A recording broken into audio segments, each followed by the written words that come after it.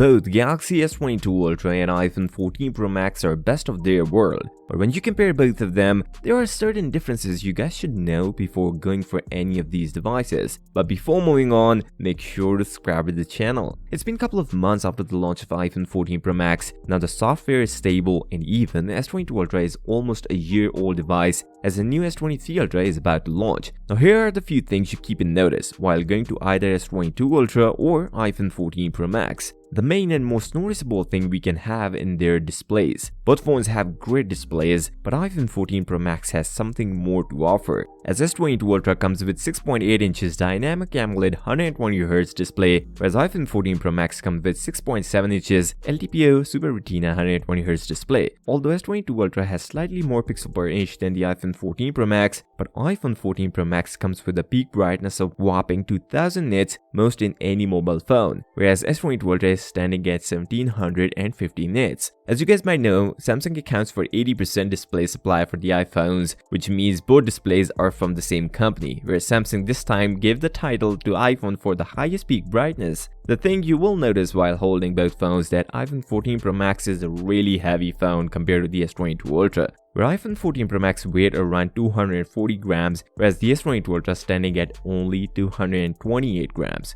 Let me know in the comments which one would you prefer, S22 Ultra or iPhone 14 Pro Max. If you want a phone which has a better battery life, then close your eyes and get the iPhone 14 Pro Max, because there is no chance the Galaxy S22 Ultra will beat iPhone 14 Pro Max in battery backup. Although in numbers, iPhone 14 Pro Max battery is small at 4323 mAh, whereas S22 Ultra is at 5000 mAh. But iPhone 14 Pro Max gives more screen on time than the S22 Ultra. Even iPhone 13 Pro Max beat S22 Ultra in battery test, where after a new always-on display update on iPhone 14 Pro Max, you can even extend the battery on the iPhone 14 Pro Max. Yes, there are some important updates on the Galaxy S22 Ultra after the launch, but you cannot get as much screen on time as the iPhone 14 Pro Max on Galaxy S22 Ultra. Performance is something we can have a debate on, as A16 Bionic chipset is really good compared to the Snapdragon Gen 1 or lesser known Exynos 2200, which I would not prefer. But if you are not a hardcore gamer, you barely notice a difference between the S22 Ultra and iPhone 14 Pro Max. If you are a number-driven guy, then S22 Ultra comes with 8GB of RAM and 12GB of RAM as a top variant, as iPhone 14 Pro Max comes with only 6GB of RAM and storage options are identical. Cameras are where S22 Ultra has some say, where S22 Ultra comes with 108MP main shooter,